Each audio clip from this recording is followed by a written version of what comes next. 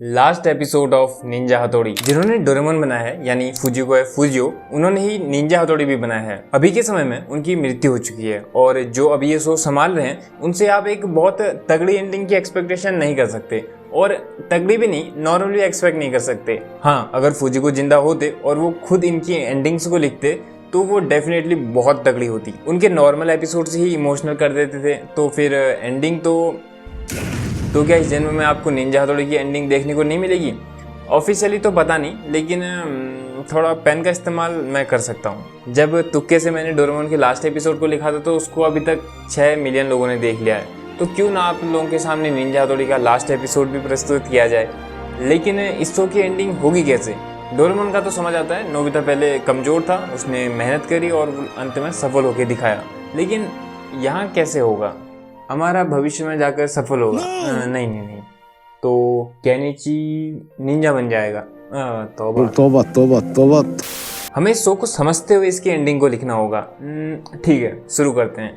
Doraemon के last episode के बाद प्रस्तुत है आपके सामने लास्ट एपिसोड ऑफ निंजा हथौड़ी। एपिसोड का आरंभ होता है तूफानी हवाओं के बीच हो रही अमारा और हथौड़ी की फाइट से। ये फाइट मस्ती मजाक से ऊपर उठ गंभीर हो चुकी थी। दोनों निंजा घायल लग रहे हैं। अमारा की आंखों में नफरत और गुस्सा साफ साफ दिखाई दे रहा है। इस फाइट से पहले अमारा हथौड़ी से 3 बार बुरी तरह हार चुका था। अब बात उसकी इज्जत पे आ चुकी थी। वो कोगा निंजा का नाम खराब कर रहा था। एक बार फिर अमारा अपनी पूरी शक्ति लगाते हुए हथौड़ी के ऊपर हमला कर देता है। तलवारों की टकराने की आवाज के साथ शांति हो जाती है। एक बार फिर अमारा खुद को घुटनों के बल बैठा अंत में हारा हुआ पाता है। केनिची लोग हथौड़ी की जीत का जश्न बनाने लगते हैं, लेकिन वो शोर अमारा को अंदर ही अंदर खुरेद रहा था। इस हार से अमारा टूट चुका था क्योंकि अपनी एड़ी चोटी की शक्ति लगाने के बाद भी वो नहीं जीत पाया था। अब वो नफरत से भर चुका था। बाद में कियो उसको घर लेकर जाता है। अमारा के कानों में वही हार गूंज रही थी। उसके लिए आंखें बंद करना भी मुश्किल हो गया था। उसको बस अपनी हार नजर आ रही थी। वो कमजोर पड़ गया था, हताश हो गया था।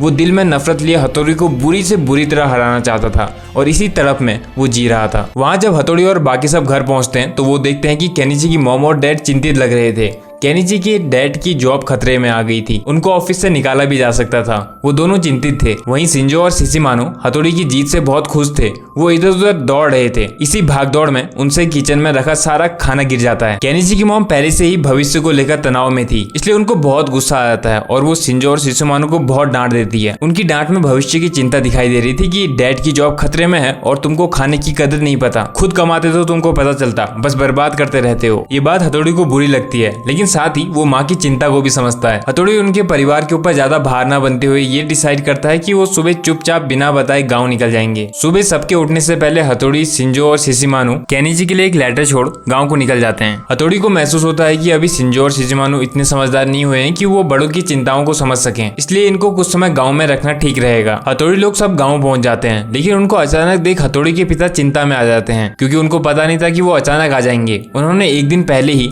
शहर वाले एड्रेस में एक चिड़िया के जरिए उनके लिए एक स्पेशल निंजा टेक्निक का रोल भेजा था। वो स्क्रॉल रोल गलत हाथों में ना पड़ जाए, इसलिए हथौड़ी तुरंत वापस शहर की ओर रवाना हो जाता है। जाते हुए हथौड़ी कहता है कि आप लोग मेरी चिंता मत करना, मैं कल तक तुरंत उसको लेकर वापस आ जाऊंगा। वहाँ हमारे के लिए अपनी हार को भुला पाना मुश्किल था। वो नफरत की आग में झुलस रहा था। वो बहुत ही रूड और एग्रेसिव हो गया था। तभी कियो अमारा के पास एक लेटर लेकर आता है। वो लेटर शिंजो की तरफ से था, जिसमें वो अमारा को बताता है कि बड़े भाई यानी हथौड़ी गांव से शहर की ओर निकले थे लेकिन वापस नहीं आए। उनको कुछ निंजाओं ने पकड़ के कैद कर लिया है। ईगा और कोगा गांव के बीच वाली पहाड़ी के पास कहीं गुफा में उनको रखा गया है। अमारा उस लेटर को फाड़ देता है और बोलता है कि अच्छा ही हुआ, मुझे क्या मतलब उस हथौड़ी के बच्चे से, और खा पी कर सो जाता है। रात को अमारा केनिची के घर में नजर रखते हुए दिखाई देता है। वो देखता है कि डिनर के लिए तो सिर्फ केनिची और उसके पेरेंट्स हैं और केनिची की मॉम हथौड़ी लोगों के लिए परेशान भी हुई है। वो पछतावे में है कि उन्होंने उस दिन उनको ज्यादा ही डांट दिया। अब केनिची की डैड की जॉब भी सेफ थी। केनिची जब अपने रूम में सोने आता है तो वो अमारा को गंभीर चेहरे के साथ बैठा हुआ देखता है। अमारा केनिची को सब बताता है और फिर वापस अपने फ्लैट में चले जाता है।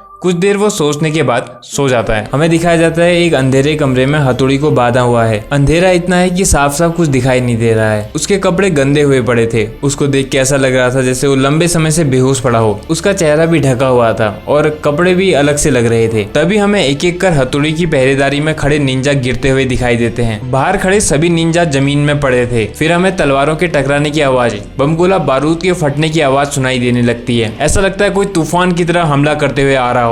बिजली की तरह चमकते हुए एक निंजा एंट्री मारता है। वो अमारा था। अमारा सभी को ढेर करते हुए हथौड़ी को बचाने आ गया था, लेकिन भले ही वो बचाने आ गया था पर उसके अंदर अभी भी हथौड़ी के लिए गुस्सा वैसा ही था। वो अभी भी अपनी हार और बेइज्जती को भुला नहीं पाया था। अमारा की यादों में दिखाया जाता है कि जब वो फ्लैट में सोने की कोशिश कर रहा था तब उसको नींद नहीं आ रही थी और मुश्किल निर्णय लेते हुए उसने ये चुनाव किया कि हथौड़ी जैसा भी है अभी उसको मेरी जरूरत है, इसलिए उसको बचाना पड़ेगा। अमारा ने कियो को हथौड़ी के गाँव नजर रखने के लिए भेजा था, जहाँ कियो ने देखा था कि घर में हथौड़ी की माँ और कुछ और औरतें हैं और बाकी सब लोग हथौड़ी को ढूंढने के लिए निकले गए हैं। ये खबर कियो ने अमारा को दी और फिर अमारा पूरी तैयारी के साथ आया था, बम गोला बारूद सब लेकर आया था। वो देखता है कि हथौड़ी को कैद करने वाले ईगा निंजा जैसे लग रहे थे। उसको ये समझ नहीं आता, लेकिन फिर भी जैसे तैसे वो हथौड़ी के पास पहुंच जाता है। वो देखता है हथौड़ी को एक अंधेरे कमरे में रखा था। अमारा जैसे ही उसके पास जाता है और उसकी रस्सी को काटता है, हथौड़ी गिर जाता है। वो हथौड़ी को उठाता है और जैसे ही धूल मिट्टी से लगे उसके चेहरे को देखता है तो डर से पीछे हट जाता है। वो एक भयंकर मुस्कुराहट देखता है। अमारा की धड़कन बढ़ जाती है।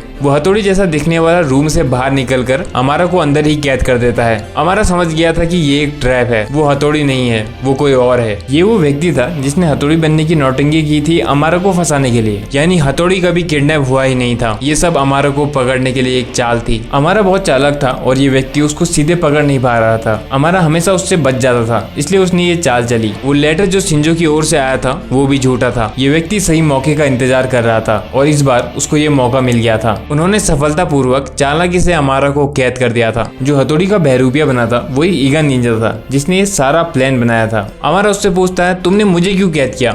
मैंने क्या तुम्हारा बिगाड़ा था? तब वो अमारा को उसके अतीत के समय की बातें बताता है। वो बताता है कि वहीं कियो अमारा का बाहर इंतजार कर रहा था कि सही समय आने पर वो बॉस की मदद करने जाएगा। समय गुजरता है और कियो देखता है कि अमारा को तो कैद कर कर कहीं ले जाया जा रहा है। कियो को समझ नहीं आता कि वो क्या करे, किससे मदद मांगे। सामने बहुत से निंजा थे तो वो अमारा को बचाने भी नहीं जा सकता था, इसलिए हड़बड़ाहट में वो शिंजो शिशिमानु के पास मदद मांगने पहुंच जाता है। जैसे ही वो उनके घर पहुंचता है तो देखता है कि हथौड़ी तो उन सबके साथ बैठा है। ये देख कियो के पैरों तले जमीन खिसक जाती है, क्योंकि वो सोच रहा था कि हथौड़ी तो कैद में है। वो तुरंत हथौड़ी के पास जाता है और शिंजो के लेटर से लेकर अमारा के कैद होने तक सारी बातें उसको बताता है। हथौड़ी ये जानकर चौंक जाता है और वो सोचने लगता है कि आखिर अमारा को कैद किसने किया होगा। उसको कुछ समझ आने लगता है। जब वो निंजा टेक्निक का रोल लेने वापस गया था तब उसको कहीं भी ना तो वो चिड़िया दिखती है और ना ही वो रोल। जब वो उस चिड़िया को ढूंढ ही रहा था तब गाँव जाने वाले रास्ते में उसको एक बूढ़ा व्यक्ति दिखता है जो चल नहीं पा रहा था और वो हथौड़ी से मदद मांगता है कि मैं बीमार हूँ, मुझे हॉस्पिटल पहुंचा दो। हथौड़ी उसको हॉस्पिटल लेकर जाता है। उसके बाद वो बूढ़ा व्यक्ति हथौड़ी से उसको घर छोड़ने के लिए कहता है। हथौड़ी जल्दी में था, लेकिन फिर भी वो उस बूढ़े व्यक्ति को उसके घर छोड़ने जाता है। वो बूढ़ा हथौड़ी से कहता है कि मेरा घर थोड़ा ही दूर है और ऐसा कहते कहते वो हथौड़ी को बहुत दूर पहुंचा देता है। हथौड़ी देखता है कि उसका घर तो कहीं दूर जंगल के पास था, अंधेरा हो चुका था, इसलिए उस बूढ़े के कहने पर हथौड़ी सुबह तक वहीं रुक जाता है और उतनी दूर से हथौड़ी को वापस घर आने में भी बहुत टाइम लग गया था। हथौड़ी समझता है कि इसका ही फायदा उठाते हुए उन्होंने अमारा को झांसे में लिया होगा। हथौड़ी समझ जाता है कि उस बूढ़े व्यक्ति का मिलना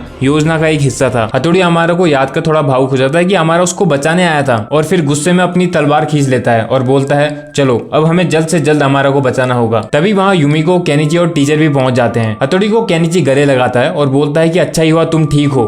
अमारा ने बताया था कि तुमको कैद कर लिया है, तो हम सब तुरंत यहाँ के लिए निकल गए थे। और इसके साथ ही केनिची थोड़ा नाराजगी भी दिखाता है कि तुम घर छोड़ के चले गए। हथौड़ी सर खुजाते हुए कहता है कि वो हमें गाँव की याद आने लग गई थी, इसलिए हम सब लोग यहाँ आ गए। साथ ही वो केनिची और बाकी सबको अमारा के कैद होने की पूरी बात बताता है। वे सब लोग बिना समय बर्बाद किए हुए तुरंत अमारा को बचाने के लिए निकल जाते हैं। अब स्टोरी में आगे क्या होगा वो आप गेस करना कि अमारा को कौन बचाएगा, उसको कैद क्यों किया है।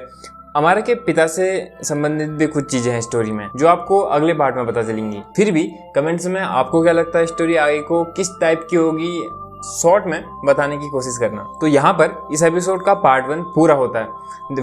देखो मुझे एनिमेशन नहीं आता है और ना ही मेरे पास इतना बजट है कि मैं किसी एनिमेशन करने वाले को हायर कर सकूं, तो एनिमेशन से ज़्यादा स्टोरी में ध्यान देना। तो इस पार्ट के लिए बस इतना ही। अगर आपको वीडियो पसंद आए तो कमेंट्स में #part2 लिख देना और लाइक अपने हिसाब से कर देना।